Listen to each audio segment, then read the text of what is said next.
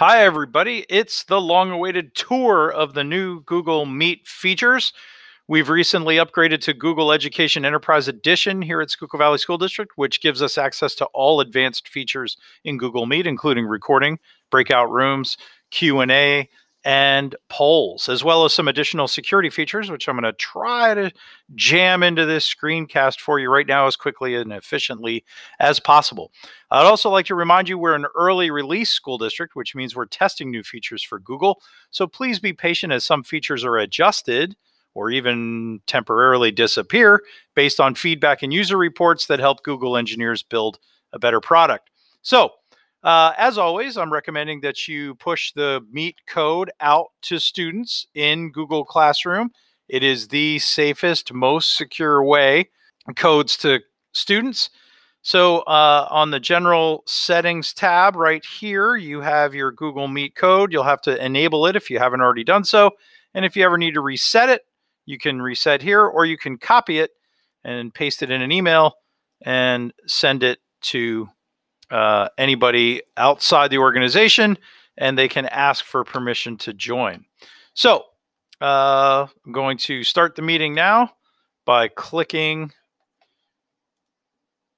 on the meeting, turn off my microphone, and get ready to join with a student and an outside account. Okay, join now. All right, I'm in.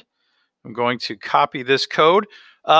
Meet is changing these codes. This little 10-digit suffix right here is changing every time you close the meeting. In my experience, it changes about 30 seconds to a minute after you close the meeting. So if you've emailed this code to anyone outside the organization, they are not going to be able to use it to get back in once you end the meeting. I've tried this multiple times, and it is very secure. I'm going to copy this.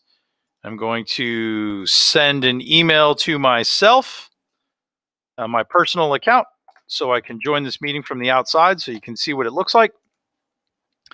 Right. And I'll wait for that email to come in. All right. So once we're inside the meeting here, you'll notice a new feature right here, the little shield with the lock. And these are your host control features, host settings. So first thing, share screen and send chat messages. You can toggle these on and off throughout the meeting so that if you want students to be able to share their screens at some times and not others, you can turn it on and off as needed. Same thing with chat messages. If you'd like to encourage chatting, you can turn it on. If you'd like to discourage chatting, make it impossible for students to send messages, you can do that. Even if you have this turned off, you as the host, the teacher, will always be able to send messages to students who will always be able to see them.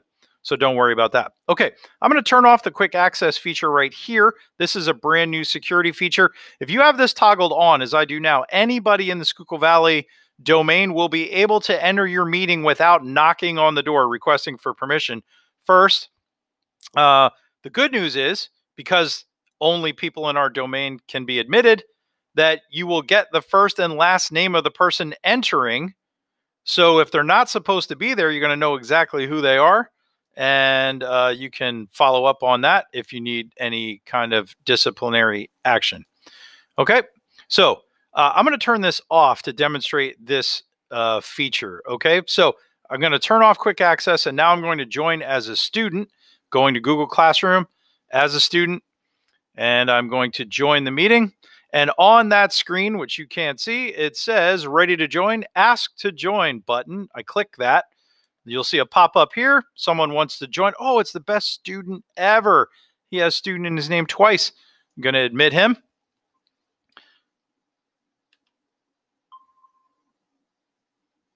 Turn off that mic. All right. So now I've got two people in the meeting. I've got me and student.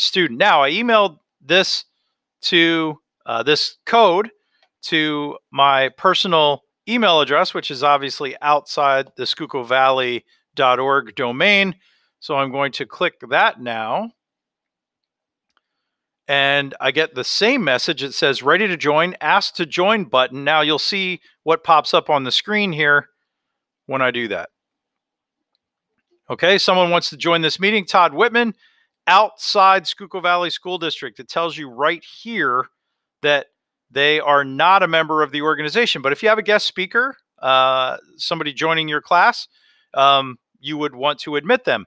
But I don't know who this person is, so I can deny entry. Now, if you deny entry once, they can knock again. If you deny entry twice, they cannot get back in this meeting until you reset the meeting code in Classroom or you personally invite them. And I'm going to show you what that looks like in just a second. On my personal account, it says you can't join this call. Someone in the call denied your request to join. Right? And I will try it again now. And I get the same thing, asked to join, right? Deny entry.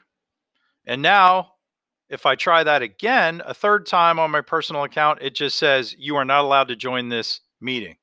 And it won't let them in until I reset the code or personally invite them, which I will show you how to do in just a bit. Okay, so that's quick access. If I had quick access toggled on, then students would be allowed to enter with no security screening whatsoever. They just enter the room.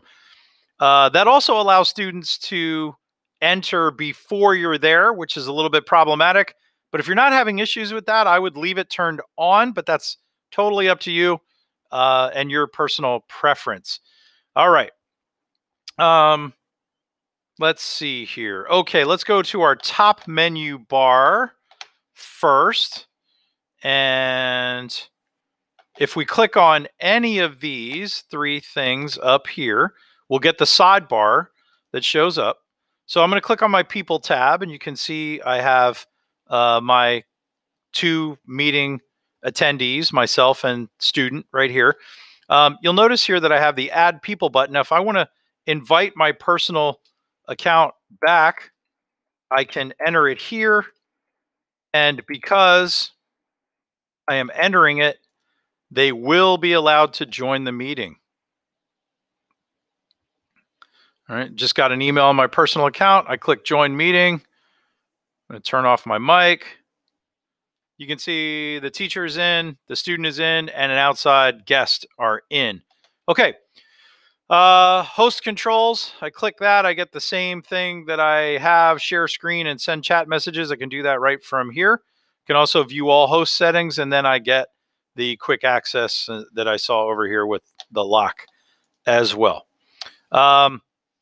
Chat, if I click on that, I also have my toggle switch right here. Let everyone send messages. I can turn that off and nobody can.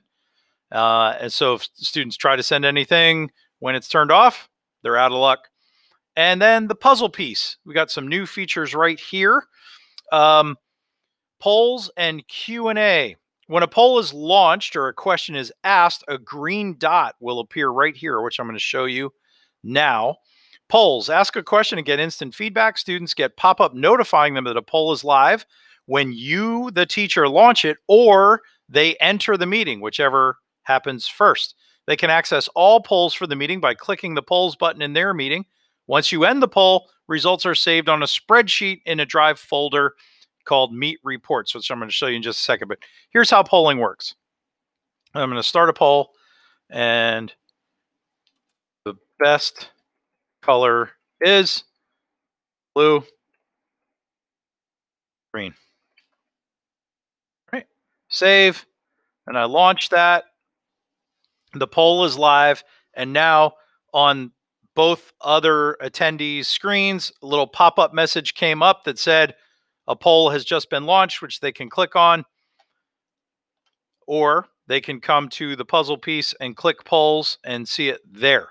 And then in polls here on my teacher account, I'm going to end the poll, and I can see the live results. I can also show everyone the results.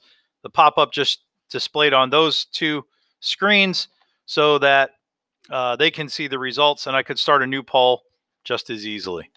Okay? And those poll results are going to save in a folder in Drive, which I'm going to show you in just a moment. Q&A.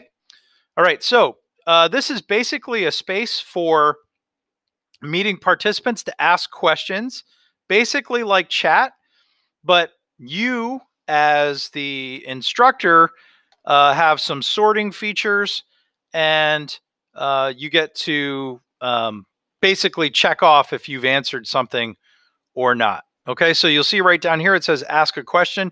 Everybody has this. I'm going to ask a question as a student. I just posted a question, and now you can see right here, student has asked, where is Mont Blanc? Now, everybody's going to see this, and I like that question. Ooh, I agree. Where is that? Notice that just went from 0 to 1, so someone has upvoted that. Now, on my dashboard only as the teacher, I can delete that question. I'm like, that has nothing to do with algebra. Mont Blanc, get rid of it. Or I could say Mont Blanc is in France. It's right near Chamonix in the French Alps. So I can mark that answered, or I can hide it so it no longer appears in the queue for everybody in the meeting. All right, so that's Q&A.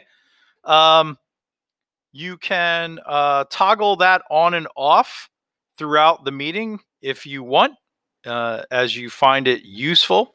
Back in our meeting controls, down here we have the Present Now feature. Nothing has changed here. You've got a Chrome tab. This is what you want to use for video. Anything with sound, you want to share a Chrome tab, like a YouTube video, obviously. If you've got a song in Google Drive and you want to play that, you want to use Chrome tab.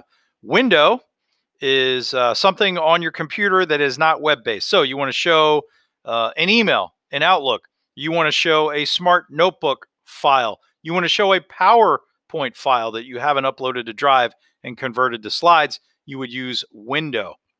That's something that's outside your browser.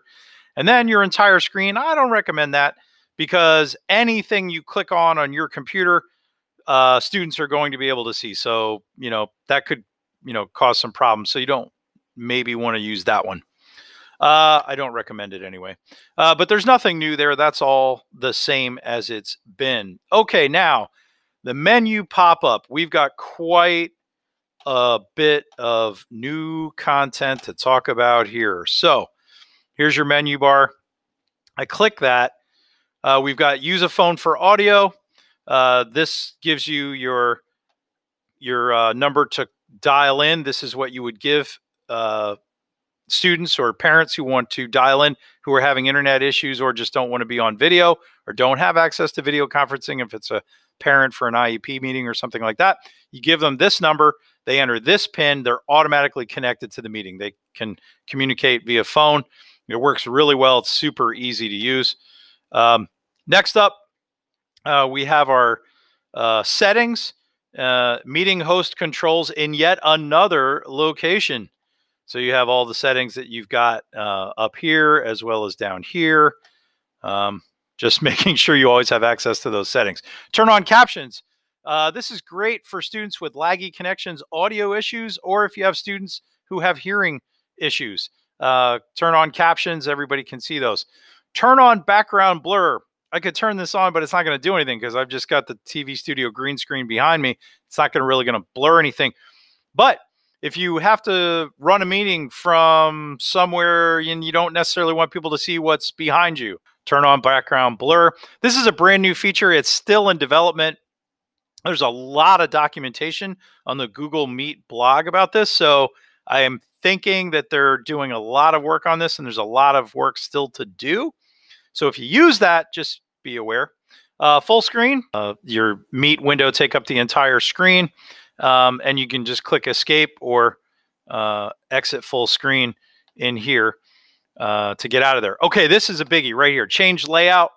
Tiled layout is now the default. 16 is your go-to number. If you've got more than 16 students, you can just slide this up. The maximum is now 49, a 7x7 window, but you can go 7x7, a maximum of 49 people on the screen. And that can be really nice if you've got a large class or you're meeting with a club. All right, now the feature that everybody seems to be most excited about, Breakout Rooms, is here, at least for a while. Again, Google is absolutely working on breakout rooms. So last week when we first had access to these features, a lot of teachers were saying that students on Chromebooks could not access breakout rooms, which is a bummer since all our students have Chromebooks and it's a Google product. But that quickly changed, and now it seems as if most students have pretty solid access to it. That could change. It could go back and forth for quite a bit. But you can adjust the number of rooms that you want to have here with your up and down, or you can just type in the number that you want. Like Zoom, there is no omniscient view. You can't see everything that's going on in every breakout room. In order to get in those rooms, you need to actually enter the room. Okay, so I'm going to create those rooms, and there we go. Right, and if I, the teacher, want to join any of these rooms, I have to click join. You'll notice here it seems to be having a problem joining those rooms. But I want to join those rooms, and then I can see what's going on. I can edit the breakout rooms at any time. I can shuffle the order, or I can just move people, drag them, cancel changes. And when I end the breakout room, everybody comes back to the main room automatically. All right. So those are breakout rooms in a nutshell. Again, if you've used them in Zoom, it's pretty much the same process, the same benefits, the same negatives. Okay.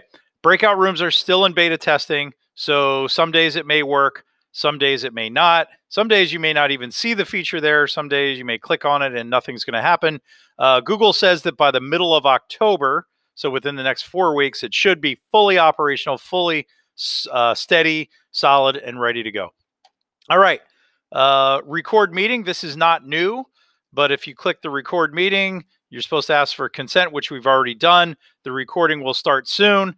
And when it's done recording, it will save automatically in that folder in Google Drive. All right, click stop recording, and you are done. And now the last new feature we have is Whiteboard. Open a jam. This is integrated right in Google Meet now. It's a great product if you haven't used it yet. You can start a new whiteboard, or you can choose one from Drive. If you click this, it will bring up all your Jamboard files for you to select one to push out to students. All right. If you're going to create a new one from scratch, you click create a new one, and then share with 2 people. You get your sharing permissions here. Do you want them to be able to view, or do you want them to be able to edit? Choose carefully there. All right. And then if you turn link sharing on, anyone at Schuylkill Valley with the district can view, and then you click send, and it's shared with outside the organization. The whiteboard pops up, but also in the chat, you'll see there's the link to the jam. So students get the link to this jam directly in the chat. They click that, and they're on the board and collaborating and hopefully doing some great stuff. All right, right in Drive, you have all your Meet recordings as well as your meeting reports.